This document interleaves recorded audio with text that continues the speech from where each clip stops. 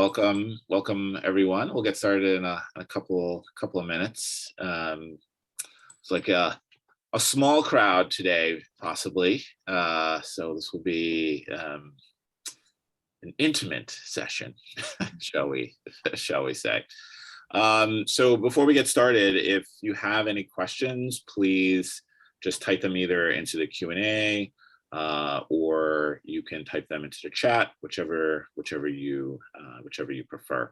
But welcome to our first Friday Ask Me Anything. We host this every first Friday, or most first Fridays anyway, where it's your opportunity to ask us anything about fundraising or not-for-profit management or anything sort of fundraising and philanthropy related. And so I'm joined by my colleagues, Karen Osborne and Laurel McCombs. Hey guys. Hello. All right.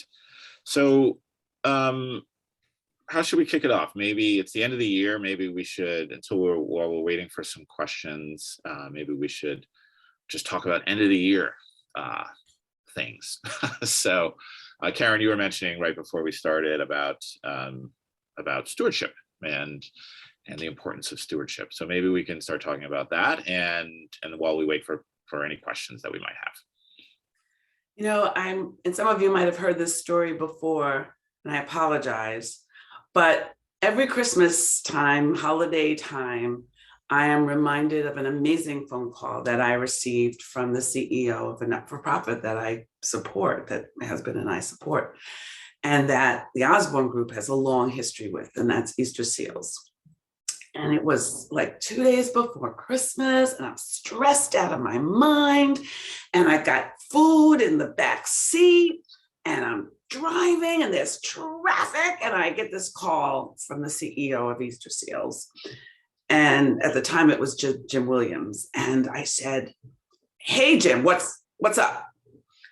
And he said, "Oh, I can see you're busy."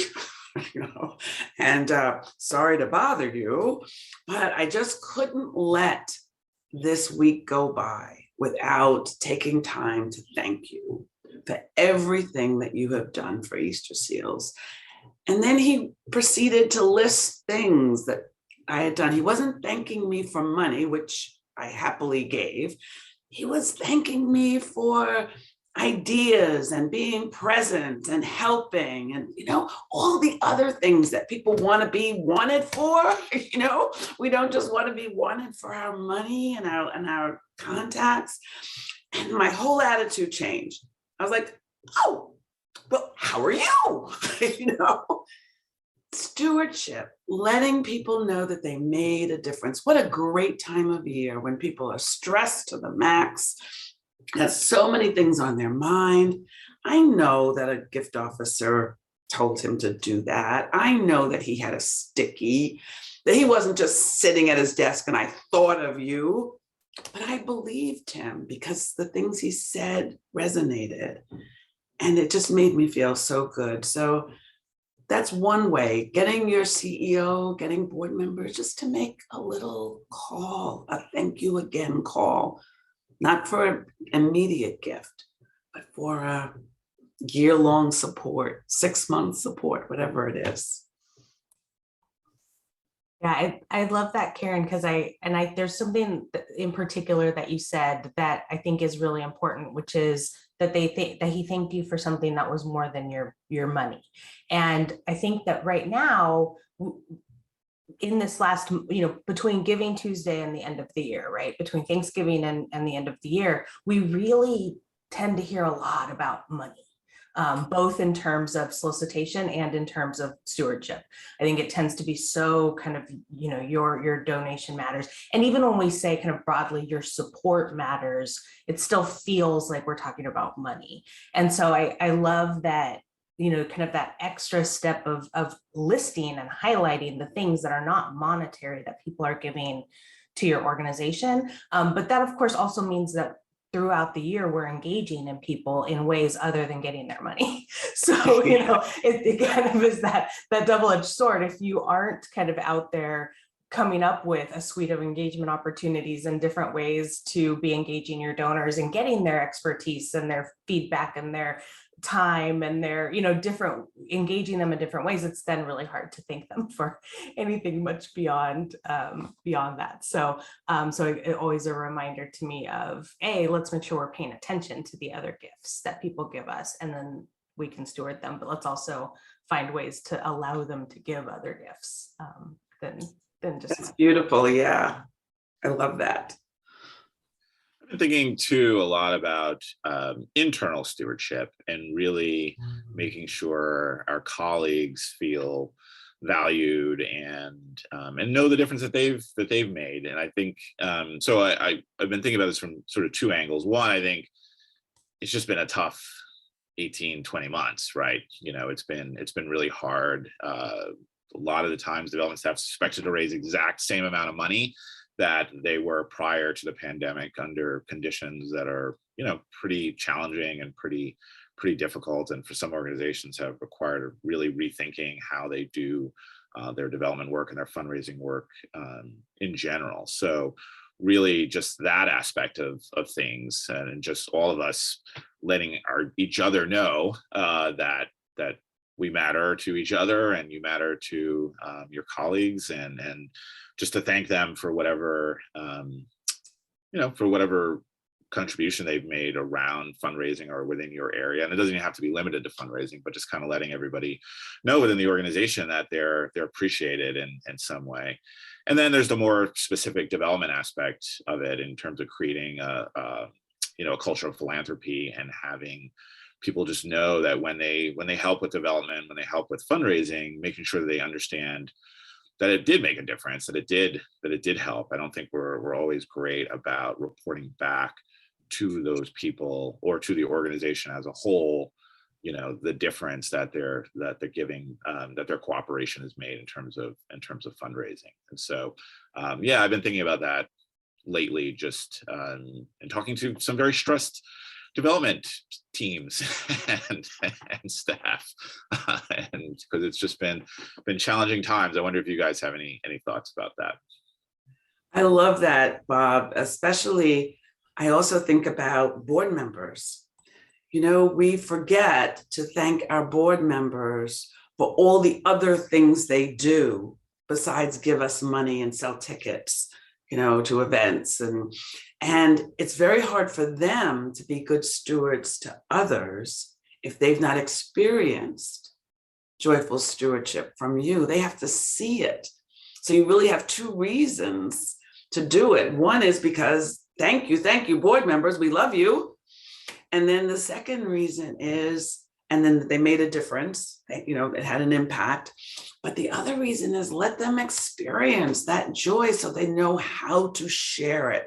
And what a good way to end the year, so that in January, as you're gearing up again, getting going again, they're doing it from this place of feeling valued and that they made a difference. Yeah, I was thinking about when we talk about culture of philanthropy, both with non-development staff as well as with the board. So much of our roadblock around culture of philanthropy comes from the fact that people who don't do this work for a living don't know what fundraising is, right? And in their minds, fundraising is asking people for money. And so when we go and we say, hey, we want you to be more involved in fundraising and development, what we mean is we want you to be storytellers and ambassadors and introducers and stewards and engagers, right? But what they hear is, I want you to go ask people for money. And I think when I talk to people about kind of building a culture of philanthropy, I often say, you can't just at the beginning tell them that that's not what you mean. You have to prove it to them over and over and over again that that's not what we mean. And so you can't then 6 months later just say, well, just go ask them for money. Or why haven't you, how much money have you raised this month, right? You have to, if you're really honest about this being about making introductions and stewarding people and telling stories, then that's what you have to encourage them to do. And then I think to Bob's point, you then have to show them the impact of doing that work. And I think so often the impact that we demonstrate, that we show people at the end of the year, is just the bottom line.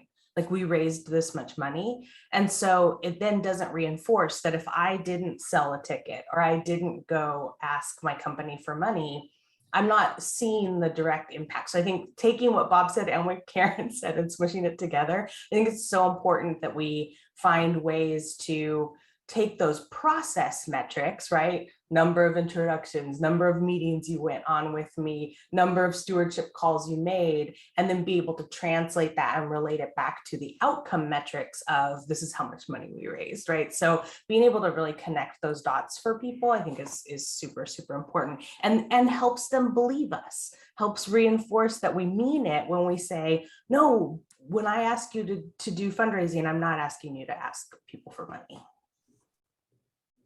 I really like those ideas and concepts. I mean, it really is, it's bringing home to me, as having joined some new boards and having, someone muted me, having joined some new boards and some new advisory boards and the like, just how important, the theme I'm getting from both of you is, like, I can't, as a board member or as a volunteer, demonstrate what I'm not, I can't pass it on to others, things that I'm not feeling, things that I don't know about, things that I haven't experienced for myself. And I really like how you put it, Karen. If I haven't experienced a joy myself, how am I going to pass that joy along to other people? And I think that's a really, it's a really interesting idea and a really important idea. Just as somebody who is kind of figuring out sort of where I stand with these new boards and where I am and what I should be doing. And yeah, it helps when you feel like you make a difference, because we all are busy and we all have things that we need to do. And it's so easy, if you're not feeling like it's a priority or not feeling appreciated or not feeling like you even understand what you're supposed to be doing, to not do it, to have it live, at perpetually at number 4 or 5 on the priority list, but never make it to the 1, 2, or 3 that actually gets done. So Seth Godin, is it Godin or Godin? I always mispronounce his last name, but he's that marketing guru, and he had a what do you call it? A tweet. This in his pod, in his blog, which he tweeted today. And he gave the reasons why customer service is so important. And he was talking about it for for-profit people, and why it really is a way to make more money as opposed to a way of spending money. And that too often organizations and institutions, and he was again talking to the for-profit world, just thinks of it as a call center. Just thinks of it as a, send out a thank you and a survey. And we fall into that. When I was reading that, I thought, people don't necessarily put that high enough on in the plan. And we know that right after this December one, we're talking about stewardship, but in January, we are going to be talking about where is your plan and have you gotten your plan done? And so one of the things as you're making those stewardship calls and pick up a call, you don't have to do a Zoom, pick up the phone. Jim Williams caught me in my car. It was fine, it worked. So while you're doing those stewardship calls this month, jot down some notes so that in January, you're going to really have a robust plan that includes stewardship. Yeah, I was just talking to a client the other day, and we were talking about this is a client who's done really, really good work with donor engagement, with pipeline building, with kind of upgrading and moving people along, and retaining donors and upgrading donors, and we were talking about kind of her bottom line and her success around that. And I had to take a moment to pause because I feel like so many of the questions we get are around prospecting and new donor acquisition. And not that that's not important. And, I always have to say, I had 5 different people say to me in the last 2 weeks, well, I know you don't love direct mail, Laurel. And I said, no, it's not that I don't love direct mail. I know it's necessary. It's just not the thing that gets my juices flowing. Like, it's just not the topic that is super exciting for me to talk about. But there's other people who love talking about direct mail. That's just not me. But I know the necessity of donor acquisition, and we have to keep acquiring new donors so that we have people to move through the pipeline. However, I just find that far too many clients, for people out in the world, are just, there's this mystique of that there's this donor sitting out there who, if I could just find them, then I would just walk up to them and they'd hand me $1 million. And it's just not real, right? And even if you found them tomorrow, you'd still have to acquire them at a lower level and steward them really well and move them through your pipeline until they gave you the $1 million. So most people haven't done that work within their existing donor base enough to know if they already have that person sitting in their database.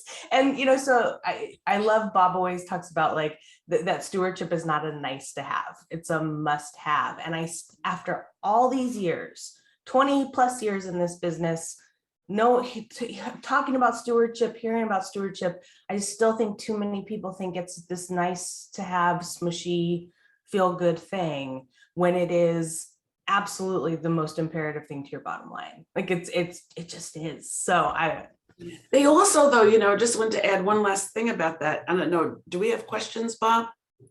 No, but I did want to encourage people to ask questions and kind of insert that in there. So please, can be about anything. It doesn't even have to be about fundraising. It can be about not-for-profit management in general. It could just be about the not-for-profit sector in a more general sort of way. It could be specific advice. It could be our opinions. It can be whatever you like. So we encourage you to type some questions in. Okay, go ahead, Karen.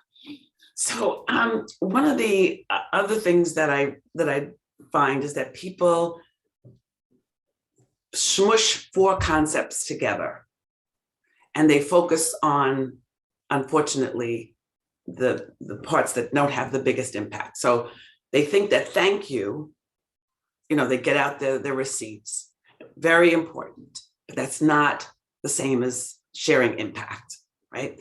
They think that they call touches. Well, I remembered her birthday and I remembered to send her a Thanksgiving card. Nice. Yes. It's not stewardship. It's all part of it. But the part that makes a huge, huge difference is what we've been talking about, and that's sharing impact and outcomes. So yes, appreciation. Yes, remember my birthday, but also tell me the impact that I had. And I think we spend too much time on 1 and 2, not enough time on getting thank yous out in a timely fashion, time on touches for my donor pool, not thinking about it institution-wide, and not enough about thank you. And then if you get a chance to read Seth's blog post, he also talks about customer service and the fact that we have to right wrongs and be responsive. And, and I think most of our not-for-profits do a pretty good job of that. When somebody's irate and upset, we take care of them and we say thank you to them and we remember their birthday, but have they told them that they really made a difference and here's how? I would add recognition to that also as overly emphasized and overly used. So whether it's naming opportunities, whether it's being invited to some special something, whether it's having names listed, again, nice things to do. Although I think we've probably changed some of our thinking around how you list donors and under what circumstances. But just letting people know they're appreciated is a good, in general, however you might be doing that, is a good thing. But again, not super impactful. It's not motivational. It's, you feel it can work really well in conjunction with impact. Like if I feel like I'm making a big impact and I feel really, really appreciated, I think that's a powerful combination. But just feeling appreciated, like, and whether that's getting a birthday card or having some more public recognition of whatever service I may have given to the organization, by itself is usually not motivational and not nearly as impactful as understanding how my money, what difference did we make together as a community? What difference did we achieve out there in the world? I mean, that's the most important thing. That's what we're all trying to do, right? That's why we're all giving or volunteering or engaged with an organization in some capacity, is because we want to make the world a little bit better. And if we are making the world a little bit better, I think we all want to know how. how have we done that? Of course, there are exceptions to that. I did have a donor who said to me, Karen, I know all about this altruism thing, and I know that I'm supposed to just feel good about doing it, but I want a portrait of myself in the lobby of the So you have to know your donor too. You have to know what matters to them. Some exceptions, but mostly not. 99% of the time, you'll be safe. Mostly not. Well, and I think you also have to, I was just talking to someone the other day about acknowledgement policies and protocols and recognition policies. And I think, as much as recognition is not the most important or kind of most impactful part of stewardship, yes, some donors want it. So you need to be prepared to be able to offer it. But if you're going to offer it, you also need to have talked about it as an organization, what you're willing to give, right? Like maybe we don't agree that we want a picture of a donor in our lobby. And if that's a make or break, are we prepared as an organization to say, you know what, that's just we don't feel like that's an appropriate way to recognize you. And if that's what is the most important thing, you might want to find another organization to give to, right? I think this is coming up more and more, right, with kind of outsized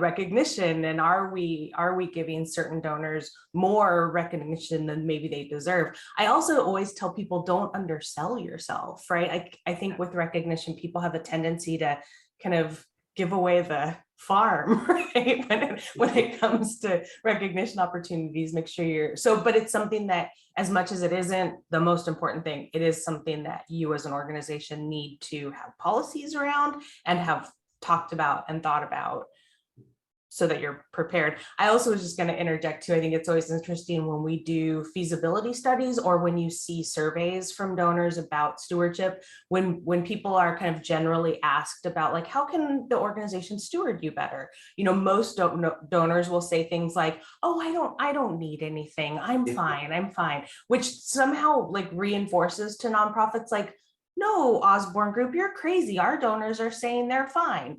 But then when you ask them, do you know the impact of your gift? Almost all of them say either I don't know or no, which reinforces that, no, you need to be stewarding those gifts. So it's, I think sometimes it's like selective. We look for the answers that reinforce what we want to hear. And we're using jargon, right? So when you ask, if you're surveying your donors and you say, can you give me an example of great stewardship? Like, they don't necessarily know what that is, but if they say, tell me about the organizations that really help you know and experience the difference you're making when you invest, that's when their face lights up. So we shouldn't use, in our surveys, we shouldn't use our jargon. We should speak to what our jargon means. Yeah, I agree with that. I always find that question to not be at all useful, because of course they're going to say they don't want, it's fine, but that doesn't serve you, right? Like that doesn't serve your goals as an organization and as a development officer if they don't understand the impact of their giving. That at the end of the day, whether they wanted the stewardship or not, they're most likely going to give those organizations where they have an understanding of what their impact was, and they're not going to give to the organizations that they don't. So last call for any questions. Type them in Q&A. I mean, we can keep we can keep going, but, Keep riffing on this. but if you have any questions, it'll be more helpful, I think, to us and to others. Here's a question for you guys, an end of the year question. So I mentioned that I'm on some new boards, and of course they want me to fundraise, and of course I've done that to a greater or lesser degree depending on the situation. So what tips do you have for to get people like me who are well-intentioned but busy and want to do more fundraising, but need to figure out how to do it? And I think the main problem is I'm being told to fundraise, but not necessarily much beyond that. So I understand this is a job duty of mine as part of being on the board. I don't necessarily have super great understanding of exactly what I should be doing sort of beyond that. I always think about a board engagement, and I think that there's probably 3 kind of core tenets to engaging our boards and fundraising, and it's be specific, be supportive, and follow up, right? So it's like, we can't just say to our board members, fundraise, because to Karen's point about semantics and jargon, if I'm not a professional fundraiser, the only thing I hear when you say fundraise is ask people for money. And I do know that there are lots and lots of organizations out there that when they tell their board members to fundraise, they are saying to them, go ask people for money. That in and of itself is a problem, to be quite frank about it.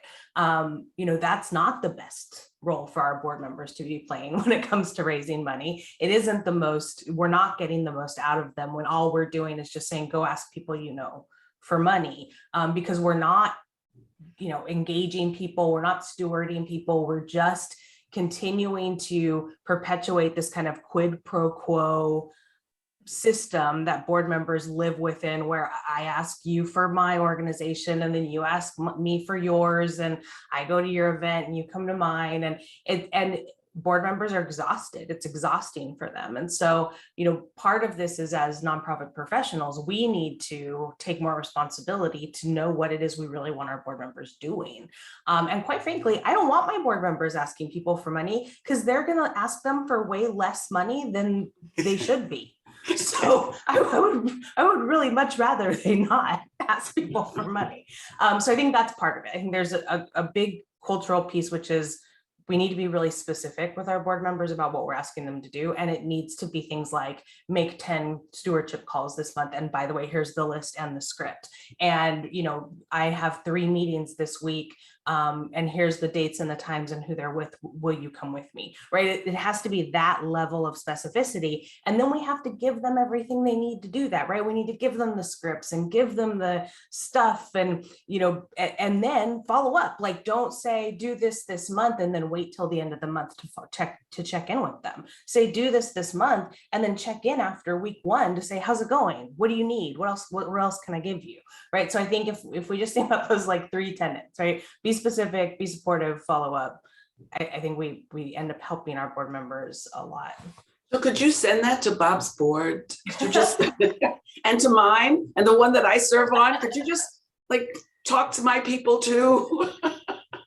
And I don't want it to sound so bad, but I think it does really reinforce the point that you're making, Laurel, because it's not like they haven't talked to me. It's not like we haven't discussed this, but I think you're really highlighting the level of specificity and the level of support that you really need to provide to people for them to do this work well, because it isn't our full-time job. We do have other priorities. We don't always feel, for me, it's never that I don't feel equipped to do it. I mean, we do this professionally. It's more that when I get on the phone, I don't know exactly what I'm asking for or why I'm asking for it, and what the larger goals of the organization are, so that I can make sure that I pitch it the right way or introduce them to the right person or whatever it might be. And so, yeah, I do ask for money, but it's like, get a couple $100 here, $100 there from people that I know can't really say no to me for whatever reason. But it's not really the kind of fundraising I know that they would want, where you're really introducing them to people who are genuinely could be made to be interested in the organization and its mission, and really forming a long-term relationship with them that becomes at some point independent of my relationship with them. I mean, that's what we're really, really hoping for. And that requires a lot more, to your point, Laurel. It's really can't just be go out and fundraise, because I'll go out and fundraise. I know I'm supposed to do it, and I will, but it's not going to be great, right? It's going to be it's going to be very transactional, and it's going to be limited, and it's not going to be what it could be. All right. Well, we reached the 30-minute mark, so I don't know, hopefully this was useful to everyone on, we can all talk about development forever. So hopefully you found it entertaining and useful, but thanks for joining us again. And we will see you hopefully next month. All right. Thanks, everyone. Hi, everybody. Happy holidays. Happy holidays.